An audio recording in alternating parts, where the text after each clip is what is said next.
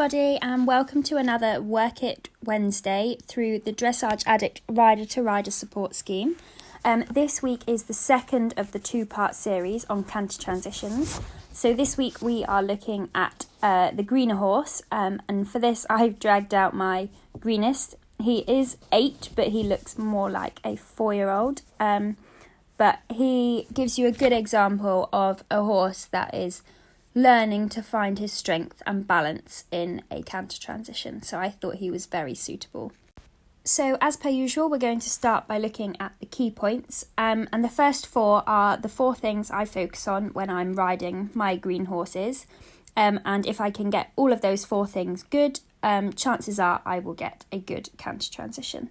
So the first thing I think about when I get on is, can I create bend using my legs rather than using the hand and pulling the head round? Can I actually use my legs to create bend through the whole body? And then can I swap so that I can change from left to right bend using my legs? And then if I can do that, I'd like the inside hind leg to connect to the outside rein when I'm in that bend. And if I can do that, then can I use that connection I have down the outside rein to control the outside shoulder, i.e. can I turn using my outside rein, move the outside shoulder over? And then, once I've got them in the outside rein, can I give and retake the inside rein to check they're in self-carriage? And my biggest key point with green young horses is short and sweet is definitely the best way forward. Don't push it too far because they are weak, and the more you push them when they're weak, the more chance you have of it going wrong and then them having a strop about it being hard work, and then it all just spirals and it's not good. So keep it short and sweet. And so here we have JJ. Forgive us if we look a bit rusty. We had an accident back in March, and this is actually only our second ride back together, so forgive us. First, this is looking at the changing of the bend. So I'm using a 4-loop serpentine because that gives me a chance to change bend 3 times. I am using my legs and my position. So you'll see as I come across the centre line here, my leg closest to us is there, going to just slide back just to say, now I'd like you to bend to the left. It's only a subtle movement, but especially on green horses that are a bit sharper, which JJ is, you'll see throughout these videos he can jog and be a bit silly. I want to make sure, there you go, you see my leg move there. I want to make sure I can move my legs so that when I slide my leg back to ask for that canter transition, he's already got used to my legs moving and he isn't going to just shoot off in panic. And if I can't create bend with my legs, the bend that I'm creating isn't true bend. So I have to be able to create the bend from the leg. So any kind of thing that gets you changing bend, so serpentines or figure of 8s, so anything like that where you're changing from one bend to the other is great for you when you're doing your walking at the start of the session. And then here I'm starting a very subtle version of the turnabout the forehands and the walk pirouettes. Now you will notice he does get a little bit overwhelmed with this because he's still learning, and that's fine.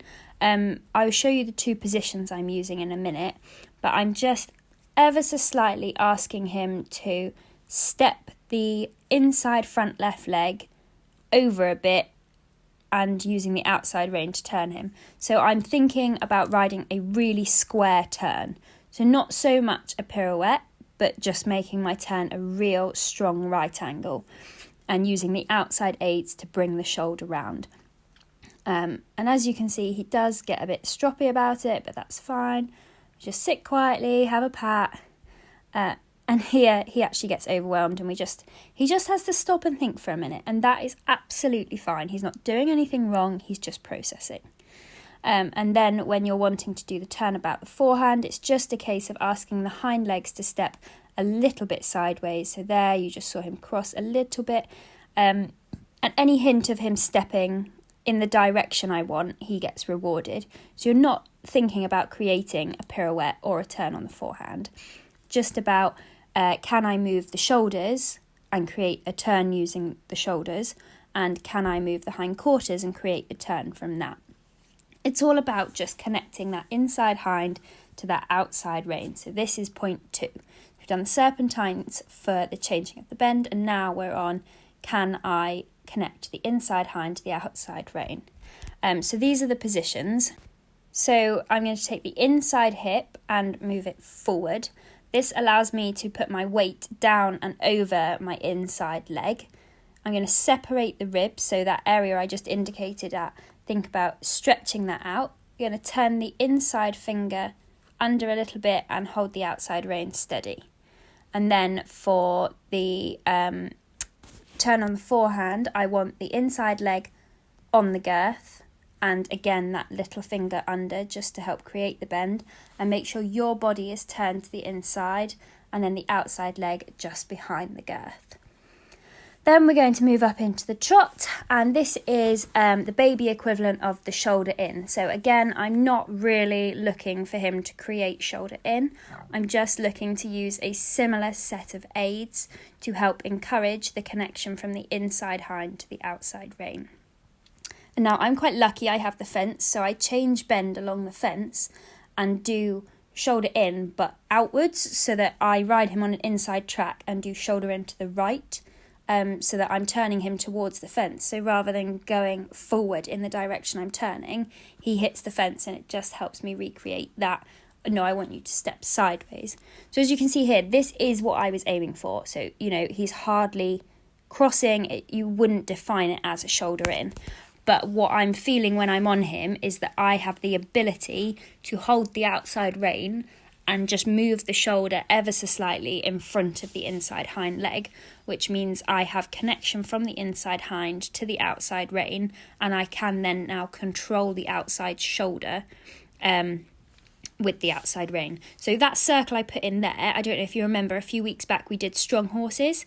That is a 10-metre circle with no help. They have been absolutely key in JJ's education, because he can just get strong and ignore me sometimes. So I just throw in a 10-metre circle and drop the contact, and he just has to pick himself back up and carry on. So that was shoulder in, but to the outside using the fence. And again, I'm just going to see it's much more defined this way because he's so much stronger, but I can just move the shoulder using the outside rein, move it across in front of me, and use the inside leg to say, no, I'd like the hind leg to stay where it is. And then I'm connecting the inside hind to the outside rein.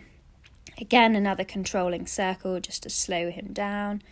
Change of bend, so I'm switching to left, so I can do left shoulder in along the fence there.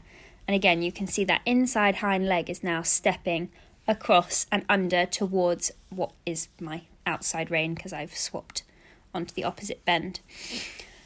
Then the moment of truth. Does putting all that together mean I get a good canter transition? So I always, with a green horse, I will be on a 20-metre circle so that I can canter anywhere on the circle. I'm not fixed into a corner.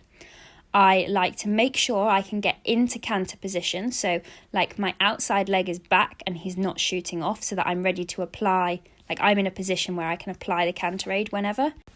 I think about doing those same like slight shoulder in steps so that the inside hind leg connects to the outside rein, and then quietly ask for canter, and then lo and behold I get quite a nice transition up.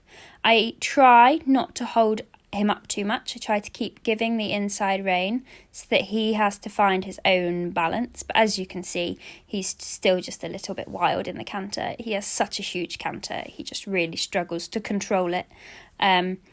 But yes, all those same principles of inside hind leg to outside rein when I'm in the canter itself.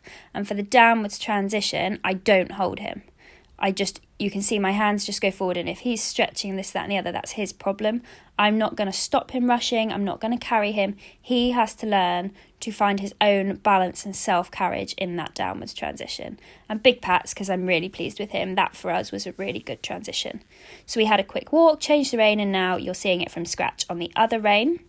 So we're in the walk, and I am asking for the trot, but I'm not letting him pop into the trot, because every time I'm asking, he's actually bulging through the inside shoulder. So he's not staying up off my inside leg, which means he's not connecting the inside hind to the outside rein, which means I haven't got a hope of getting a good transition. And I often find if your walk to trot isn't good, your trot to canter isn't good. So I was just patient, and then I got a transition just how I wanted, with the inside hind leg stepping under to push him up into the trot. And then again in the trot, I'm going to keep practicing that correct leg positioning for the canter, and as you can see there, he just got a little bit tight and running with it because my outside leg is back. He's like, oh, I know what's coming. And he has to learn to wait and be patient for that aid, because he's not allowed to go into the canter until I have control of the outside shoulder. So I'm using that shoulder 4. I'm saying, can I turn the shoulder ever so slightly to the inside and keep that hind leg underneath without him running off like a nutter? And if he does, we throw in a 10-metre circle with no help. And as you can see, he just sits himself back up now. He knows what those circles are about, and he knows it's hard work if he runs around them. So it just slows him down without me having to get into an argument with him. I'm not letting him pop into canter while he's tense and running. That's not the point. And it is taking me this long to prep him to be ready for a canter transition. You know, if his body and mind had been ready on the first circle, I was ready for him to canter. But it's taken all this time for me to get him in the way, like the mental and physical frame to do a transition that good. And that is okay. You always need to take the time to make it a good transition. And again, giving and retaking with the inside rein so that he has to find his own balance. And he's a bit stronger this way. So we have a crack at going straight down the long side. It can get a little bit wild when we do that, but that's okay, because we just straight back on the circle at the top and regain a bit of composure. And again, I'm not holding him up with the inside. He has to find his own balance so that when we're coming into the downwards transition, he's not expecting me to grab him and carry him. He's expecting to have to use his 4 feet and his body to balance himself. And I was really chuffed with that, because he went straight into a lovely trot without running or... And then we had a walk, big pats, and that was actually basically our whole session for today. So you saw what he did start to finish.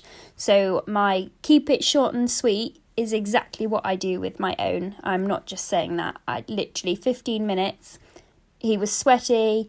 I had worked really well. I was dead chuffed with him. Big pats. He came in, had a sweet and went to bed. So I hope you saw how those 4 key points linked together. So can you create bend? Can you connect the inside hind? Can you control the outside shoulder? And then are they nice and light on your inside rein? Because unless they're light on that inside rein, they won't be light on that inside front leg. And that inside front leg has got to be light to be able to come forward and pick up the correct leg. If there's weight down that inside leg, the inside front leg, they'll pick up the wrong leg, because it's physically impossible for them to pick up the correct leg if it's a weight-bearing one. It needs to be light, and for it to be light, you need all the 4 things that are above. So I hope that's given you some idea of how you can start to achieve them.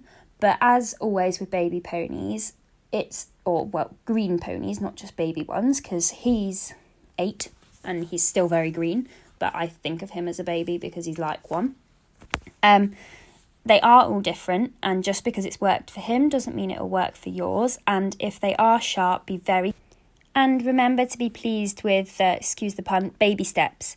Any step in the right direction is a good one. So take the small wins. I hope that's been helpful. If you have any more questions, or this doesn't work for your horse, or I've said something confusing, please do get in touch. Always happy to help. And yeah, thank you for watching.